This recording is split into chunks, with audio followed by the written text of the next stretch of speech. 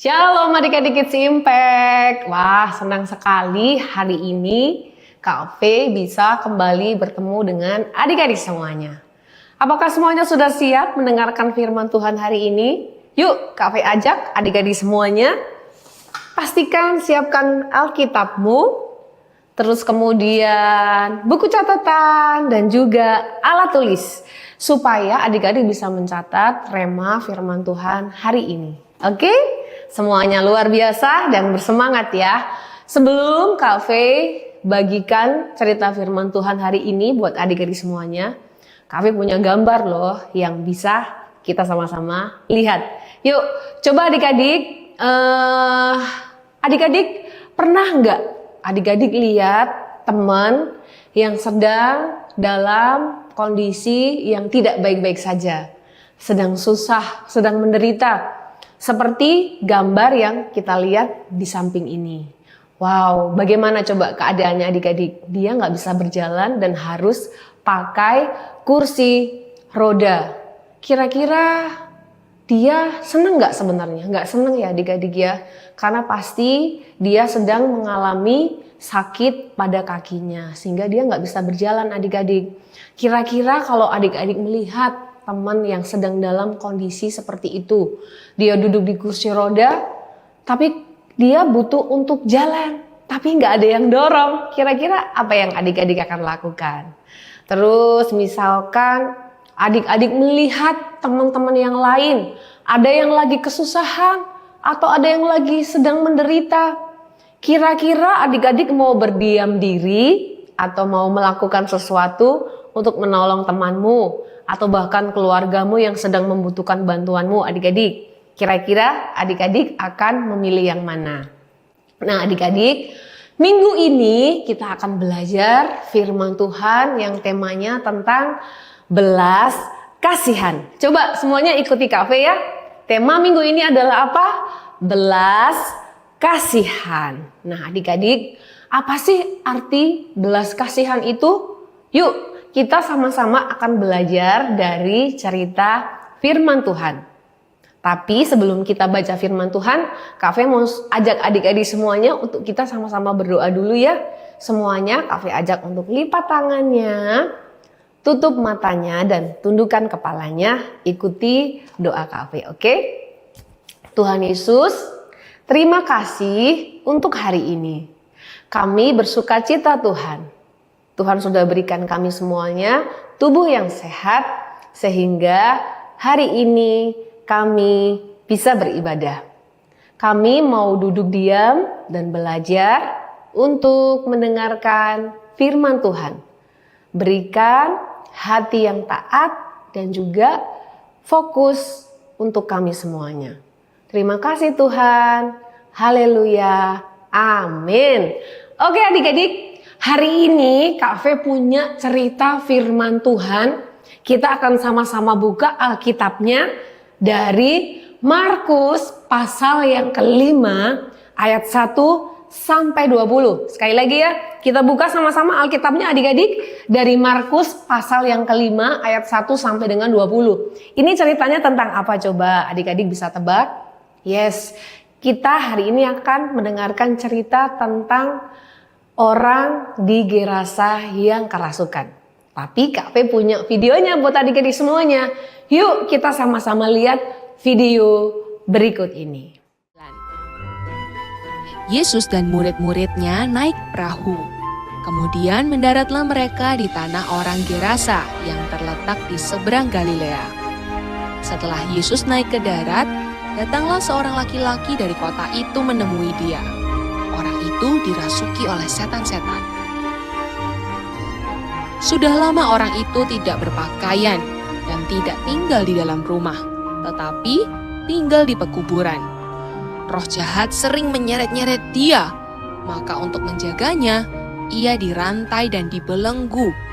Tetapi ia memutuskan segala pengikat itu dengan mudah dan ia dibawa oleh setan itu ke tempat-tempat yang sunyi. Ketika orang itu melihat Yesus, ia berteriak lalu tersungkur di hadapannya dan berkata dengan suara keras, Apa urusanmu dengan aku? Hai Yesus, Anak Allah yang maha tinggi, adakah engkau kemari untuk menyiksa kami sebelum waktunya? Dan Yesus bertanya kepadanya. Siapakah namamu? Legion, karena kami banyak. Maka Yesus memerintahkan roh-roh jahat keluar dari orang itu. Hai engkau roh jahat, keluarlah dan pergilah dari orang ini. Ampun Tuhan, aku memohon kepadamu supaya engkau jangan menyiksa kami. Lihatlah di sana ada sejumlah besar babi yang sedang mencari makan di lereng gunung. Jika engkau mengusir kami, suruhlah kami pindah ke dalam kawanan babi itu. Pergilah. Setan-setan itu meminta kepada Yesus supaya ia mengizinkan mereka memasuki babi-babi itu. Yesus mengabulkan permintaan mereka. Lalu keluarlah setan-setan dari orang itu dan masuki babi-babi itu. Kawanan babi yang kira-kira 2.000 jumlahnya itu terjun dari tepi jurang ke dalam danau lalu mati lemas di dalamnya. Setelah penjaga-penjaga babi itu melihat apa yang telah terjadi, mereka lari lalu menceritakan hal itu di kota dan di kampung-kampung sekitarnya. Dan keluarlah orang-orang untuk melihat apa yang telah terjadi. Mereka datang kepada Yesus dan mereka menjumpai orang yang telah ditinggalkan setan-setan itu duduk di kaki Yesus. Ia telah berpakaian dan sudah waras. Maka takutlah mereka. Lihat, orang yang kerasukan itu sudah waras. Orang seperti apa yang bisa mengusir roh jahat dari orang itu? Orang-orang yang telah melihat sendiri hal itu memberitahukan kepada mereka bagaimana orang yang dirasuk setan itu telah diselamatkan. Lalu seluruh penduduk daerah Gerasa meminta kepada Yesus supaya ia meninggalkan mereka, sebab mereka sangat ketakutan. Terima kasih Guru. Izinkan aku pergi menyertai Guru kemanapun Guru pergi. Pulanglah ke rumahmu, kepada orang sekampungmu, dan ceritakanlah segala sesuatu yang telah diperbuat Allah atasmu dan bagaimana ia telah mengasihani kamu. Baik Guru. Orang itu pun pergi mengelilingi seluruh kota dan memberitahukan segala apa yang telah diperbuat Yesus atas dirinya, dan mereka semua menjadi heran. Nah, videonya sudah selesai adik-adik. Bagaimana tadi ceritanya tentang orang yang di Gerasa yang sedang kerasukan? Adik-adik, Tuhan Yesus dan murid-muridnya seperti yang tadi video kita lihat ya. Mereka naik perahu untuk menyeberangi Danau Galilea. Kemudian setelah menyeberang, Tuhan Yesus sampai di satu tempat yang namanya adalah Gerasa. Apa yang akan Tuhan Yesus lakukan ya adik-adik? Sebenarnya Tuhan Yesus itu sebenarnya niatnya mau ke sana nggak adik-adik? Enggak loh adik-adik. Tuhan Yesus tuh sebenarnya punya rencana yang lain. Tapi kemudian dia berputar arah untuk datang ke Gerasa. Apa sih yang terjadi di Gerasa itu adik-adik? Nah, begitu Tuhan Yesus turun dari perahu nih ya, turun dari perahu, ia didatangi oleh seorang laki-laki adik-adik. Dia tiba-tiba keluar, wah dari kuburan adik-adik. Wah ngeri banget ya, dari kuburan keluar laki-laki yang tampangnya serem banget adik-adik. Kenapa dia bisa serem? Ternyata orang ini dikuasai roh jahat. Wah bisa dibayangkan ya, gimana wajahnya yang begitu menyeramkan. Karena ada roh jahat yang ada di dalam dirinya adik-adik. Bahkan roh jahat yang tinggal di dalam orang ini membuat dia adik-adik itu benar-benar betah tinggal di kuburan. Padahal kan kuburan bukan tempat tinggal bagi orang-orang yang masih hidup ya adik-adik ya. Di situ adalah tempat tinggal bagi orang yang sudah meninggal. Siang malam dia berkeliaran di kuburan dan di bukit-bukit sekitar situ adik-adik. Bukan cuma berkeliaran tapi dia teriak-teriak. Uy. Bukan cuma teriak adik-adik. Tapi dia memukuli dirinya sendiri. Dengan apa? Dengan batu. Sakit nggak kalau dipukul? Sakit adik-adik, tapi dia menyakiti dirinya sendiri adik-adik. Orang-orang sudah berusaha untuk merantainya supaya dia nggak teriak, supaya dia nggak menyakiti dirinya sendiri adik-adik. Tapi karena roh jahat yang ada dalam dirinya itu begitu kuat, dia bisa lepaskan ikatannya adik-adik. Sampai kemudian adik-adik orang-orang sudah tidak bisa menolongnya lagi. Ya, lalu apa yang terjadi? Rantai-rantai yang orang berusaha ikat supaya dia nggak menyakiti dirinya, lepas adik-adik. Waduh, orang ini benar-benar sangat tersiksa sekali hidupnya adik-adik ya. Terus apa yang terjadi kemudian setelah Tuhan Yesus dan murid-muridnya datang di situ adik-adik? Kalau orang-orang tadi berusaha untuk menolong tapi kemudian nggak bisa. Sampai kemudian dia sudah nggak dipedulikan lagi sama yang lainnya. Bahkan papa mamahnya, keluarganya, kakak adiknya juga udah nggak peduli lagi sama dia. Karena sudah angkat tangan, nggak bisa lagi aku nolong gitu ya. Tapi begitu Tuhan Yesus datang di situ adik-adik. Tuhan Yesus itu memang Tuhan yang penuh dengan kuasa. Dia datang kepada orang yang kerasukan itu. Kemudian dia mengusir roh jahat yang ada di dalam dirinya. Kira-kira roh jahatnya bisa keluar nggak adik-adik? Benar sekali adik-adik. Roh jahatnya itu bahkan meminta sama Tuhan Yesus, tolong pindahkan aku dari orang ini ke babi-babi. Yang jumlahnya ada sekitar 2000-an adik-adik. Kemudian Tuhan mengabulkan permintaan roh jahat itu. Roh jahat yang ada di dalam diri orang ini akhirnya keluar dari dalam dirinya dan pindah ke babi-babi tadi adik-adik. Apa yang terjadi kemudian? Wah, babi itu kemudian kerasukan roh jahat. Terus yang terjadi apa? Terjun ke dalam danau dan tenggelam. 2000 babi adik-adik. Wah, banyak apa sedikit ya? Banyak banget ya adik-adik ya. Kemudian apa yang terjadi adik-adik? Orang yang sudah dilepaskan dari kerasukan roh jahat ini berubah adik-adik. Orang datang kemudian kepadanya dan mau melihat apa yang terjadi. Orang yang kerasukan ini kemudian duduk di situ. Ia sudah pakai pakaian adik-adik. Dan dia sedang ngobrol sama Tuhan Yesus. Keren banget ya. Apa yang sudah Tuhan Yesus lakukan buat orang yang kerasukan ini. Nah dari cerita ini adik-adik. Apa yang bisa kita pelajari? Ya adik-adik, hari ini sebenarnya kita belajar beberapa poin penting. Tapi sebelum itu coba ya, kakak mau cek lagi ya. Kakak mau cek, adik-adik masih ingat nggak? Judul firman Tuhan kita hari ini apa? Coba kakak mau dengar. Yes, bener banget. Belas kasihan. Oke? Mungkin adik-adik bertanya nih, Kak, belas kasihan itu apa sih artinya? Kakak mau kasih tahu buat adik-adik semuanya ya. Belas kasihan artinya kita menyadari adik-adik akan penderitaan dan rasa sakit yang orang lain rasakan. Kemudian kita nggak diam aja. Kita berupaya untuk meringankan penderitaan dan rasa sakit orang tersebut dengan cara apa? Kita mau menolongnya. Hari ini kita sudah belajar dari Tuhan Yesus ya, yang punya belas kasihan terhadap orang Gerasa. Benar adik-adik, Tuhan Yesus tuh benar-benar punya belas kasihan sama orang itu. Ya, orang yang dirasuki roh jahat itu adik-adik itu benar-benar menderita nggak? Coba tadi kita lihat ya, dia pukul-pukul dirinya pakai batu. Dia tinggal di kuburan seorang diri. Ya, dia nggak ada siapa-siapa. Dan bahkan apa? Dia sudah hilang ingatan adik-adik, alias gila. Ya, itu kondisinya sudah benar-benar udah nggak ada harapan sebenarnya ya. Bahkan dia dibuang dari masyarakat, nggak tinggal sama keluarganya, nggak ada teman-temannya, tinggal seorang diri di situ.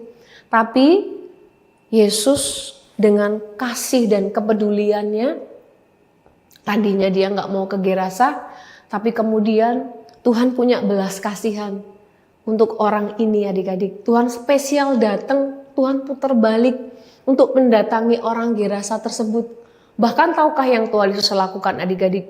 Untuk menyembuhkan orang yang kerasukan ini, itu harganya tuh mahal loh adik-adik. Ada 2000 babi yang akhirnya kemudian roh jahatnya berpindah ke situ. Mahal banget adik-adik harganya ya, yang bayar harga yang Tuhan itu sudah lakukan untuk bisa menyembuhkan orang yang kerasukan ini adik-adik. Ya, karena Tuhan mau membuat orang yang menderita ini bisa sembuh. Keren banget Tuhan Yesus ya. Tadinya Tuhan nggak punya kepentingan nih untuk orang yang kerasukan itu. Kalau orang lain udah angkat tangan, aku udah nggak bisa nih sembuhin dia nih, udah terlalu kuat setannya.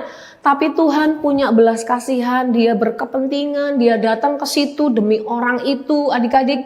Tuhan datang ke situ, kemudian Tuhan menyembuhkannya, sampai kemudian dia bisa kembali normal sama seperti manusia yang lainnya. Dia mengalami kesembuhan. Dan Tuhan tidak melakukan itu supaya dia bisa populer. Tuhan tidak melakukan itu supaya muridnya bisa tambah banyak, adik-adik. Tuhan gak melakukan itu supaya dia bisa viral gitu ya. Tapi karena murni Tuhan memang benar-benar punya belas kasihan terhadap orang yang kerasukan itu, yang hidupnya sudah menderita. Nah, kita sudah belajar dari Tuhan Yesus hari ini yang punya hati penuh dengan belas kasihan. Kita sekarang, adik-adik dan juga Kak V, apa sih yang bisa kita pelajari, adik-adik? Apa yang harus kita lakukan untuk kita bisa meneladani Tuhan Yesus kita yang luar biasa? Yang pertama, adik-adik bisa catat, 1, miliki hati yang penuh dengan belas kasihan. Kira-kira caranya gimana ya Kak V supaya aku tuh bisa punya hati yang penuh dengan belas kasihan seperti Tuhan Yesus? Gampang banget adik-adik. Misalkan adik-adik sekolah ya, adik-adik bawa bekal. Terus adik-adik ngeliat nih ada temennya yang dia, bekalnya ketinggalan. Atau mungkin adik-adik gak bawa bekal tapi adik-adik punya uang saku sehingga bisa di kantin jajan makanan yang sehat. Tapi lihat temennya cuma sendirian. Setelah itu kita bisa loh tolong dia. Kita bisa punya hati yang belas kasihan, kita tanya, kamu kenapa kok nggak istirahat? Aduh aku nggak ada uang saku nih. Terus kemudian yang adik-adik lakukan, yuk berbagi bekal sama aku, yuk kita makan berdua ya.